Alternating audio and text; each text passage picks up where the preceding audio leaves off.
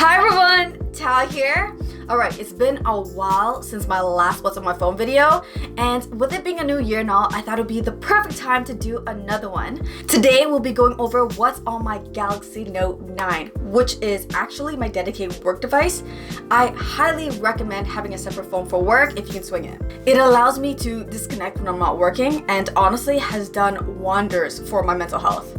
Low-key, I've always been a huge fan of these type of videos. I'm always curious to see what kind of cool new apps are out there, what people are using on the regular, and how people get work done on their phone.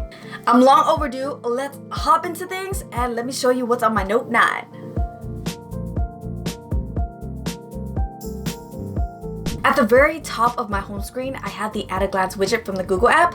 In case you don't know, just go into your widgets and look for Google widgets. And it should be the very first one. I love this widget because it notifies me of any upcoming events right on the widget. As you can see, I'm supposed to be filming a What's on My Phone video, which is exactly what I'm doing right now. If there are no events, the widget will only display the date and the weather. At the very bottom, you'll notice that my navigation bar looks a little different. I'm using an app called Snapseed from Samsung Good Luck 2018 to customize it. So the way I have it set up, I added a screenshot and internet shortcut at the bottom left, and I'm using the 3 regular navigation buttons on the right. I take a lot of screenshots for work, so this setup works nicely for me. Moving on to the dock. We got Google Photos.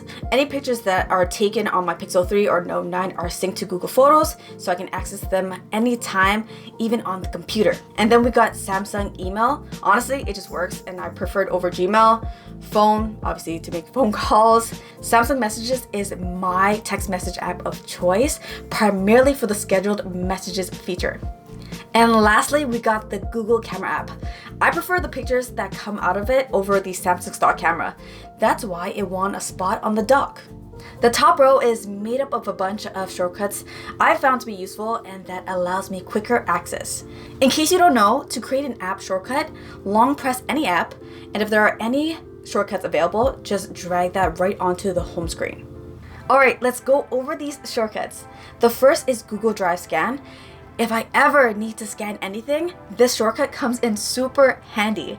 I also use it a lot for scanning receipts or invoices and then storing them on Google Drive. New Reminder. New Reminder is just a quick way for me to add reminders to my calendar. Add contact. If I'm at work and I meet someone new and I want their contact information, I'll just click on the shortcut and just pass over my phone to them. On the Pixel 3, one of my favorite features is Now Playing, and this is a great workaround for the Note 9. So if I'm out and there's a song playing and I want to know the name of the song, I'll just click on the shortcut and it'll help identify the song. Mobile Hotspot toggle is something I created through Samsung Routines. This is super handy if I'm at the coffee shop and I want to tether my laptop or tablet. For some reason, my service provider disabled the mobile hotspot toggle in the quick settings. The next 2 rows I use almost daily. I have Samsung Flow, which allows me to send text messages from my computer. Honestly, it's not the most polished, but it works and it cuts down on the times I have to reach for my phone. Next, we have Voice Recorder. Okay, I don't use this every day, but if I'm in an important meeting, I usually like to voice record everything. It's especially useful for the days when I'm not feeling too well or finding it hard to focus.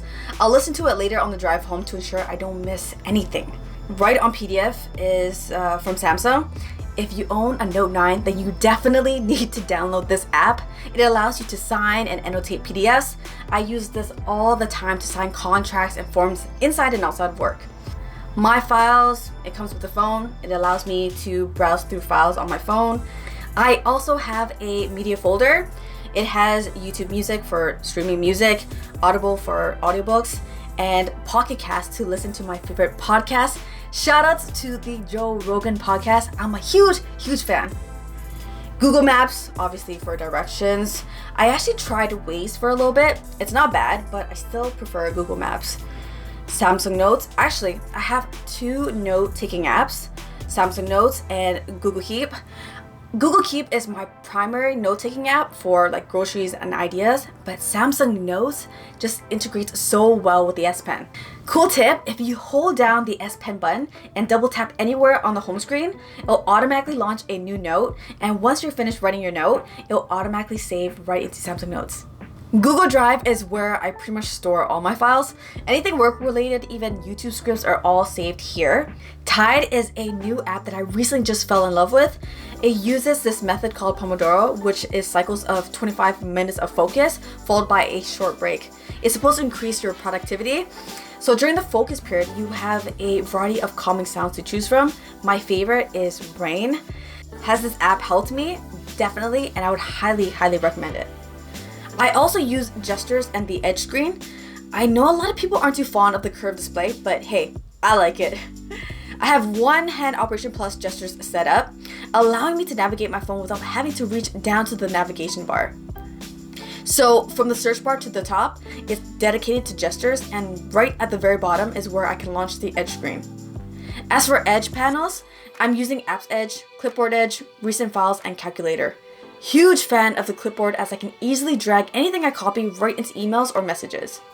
Moving on to the second home screen, at the very top, I have a widget called Month Calendar. It comes with tons of themes and syncs perfectly with my Google Calendar. Adding events to my schedule is super easy. All you have to do is tap on the date and hit the plus symbol. Below that, I have an alarm widget. This is from the Samsung Clock app. You can easily turn the alarm on and off by just hitting the alarm icon right here. Now, the only icon that I have on this page is a shortcut for mobile payments with my bank. And the very last page of my home screen is what I like to call the distractions page. I try my best to avoid this if I'm trying to be productive, but hey, I'm only human, okay? I'm sure you all are familiar with a lot of these apps, so I'm gonna spare you guys the details. Moving on to the app drawer, I'm not gonna go through every single app, so I'll just highlight the cool ones.